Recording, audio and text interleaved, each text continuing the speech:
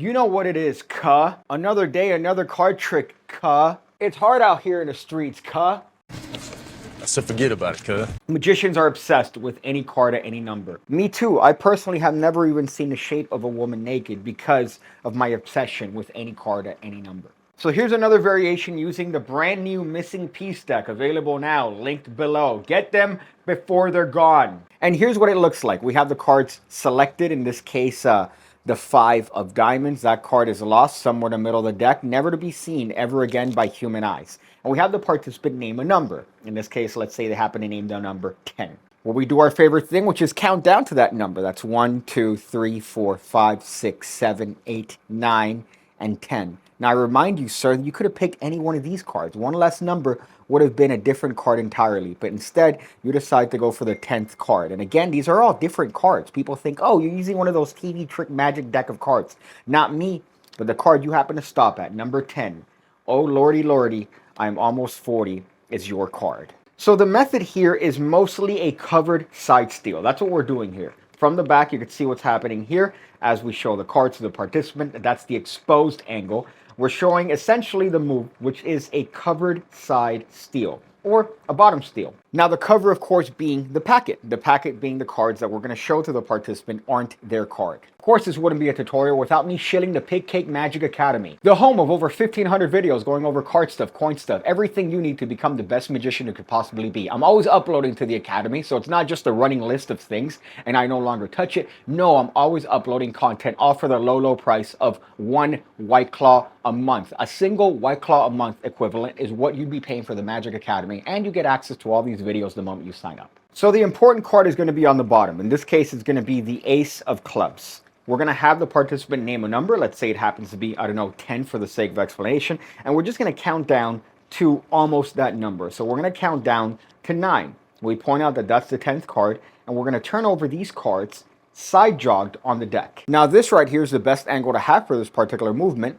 And what we're going to do is we're just simply going to use our fingers here to push, our left fingers to push this card all the way to the right underneath our fingers. Now notice the pinky acts as a stopper, and now what I'm able to do from the bottom is essentially steal that card underneath this pile. Now, of course, the grip is very important. Notice that the positioning of the fingers here. So right now, after I execute that movement of pushing that card, my fingers aren't changing. So my fingers of the right hand aren't changing. I'm going to come out with the pile, and the card is going to be in this weird modified bottom grip position. But from this angle, you can't see anything.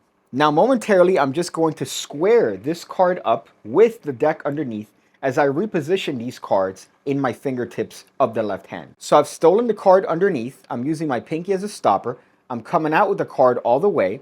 And then I'm going to use that card squared up with the pack as I readjust these cards to bring out the fact that, well, some people think these are all the same card, and that's not the case. These are all different cards. It's a normal deck. To the participant, this card has never changed. However, it's the bottom card. You could see the whole exposed action from this angle over here, where we're able to show the cards to the participant, and we're able to sneak that card right where it needs to be. So all I did for the trick was that I just simply controlled that card to the bottom of the deck, in this case the Joker. I controlled it to the bottom via my favorite way, the spread call. Again, taught on the Academy. And here I just counted off until I got to the number. Now you could do this as a stop force. You could have the participant call stop as you run through the cards like this. Then you're going to turn these cards over and place them in this position.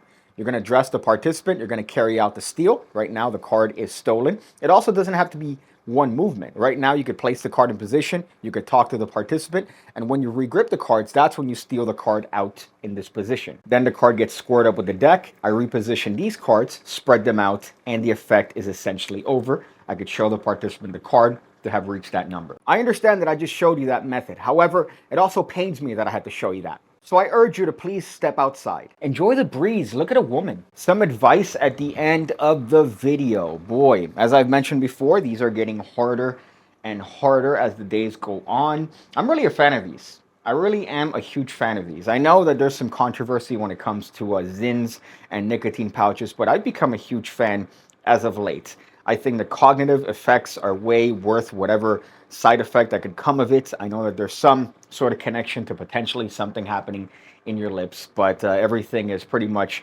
new, and it's just nicotine salt. It's essentially nicotine salt that you have in these pouches, and the 3 milligrams are good enough for me. I have this in the morning with coffee, decaf, because panic attacks. But I'm really a huge fan. They really get you to focus. Now the problem is the first time you have this. The first time you have this, you're going to vomit. You're going to throw up. It's a very common occurrence when it comes to nicotine pouches like this. But personally, after that, I've had nothing but enjoyable times with this in terms of being able to sit down and concentrate in terms of writing and working on, for example, my brand new book, which is Hams and Fantasies.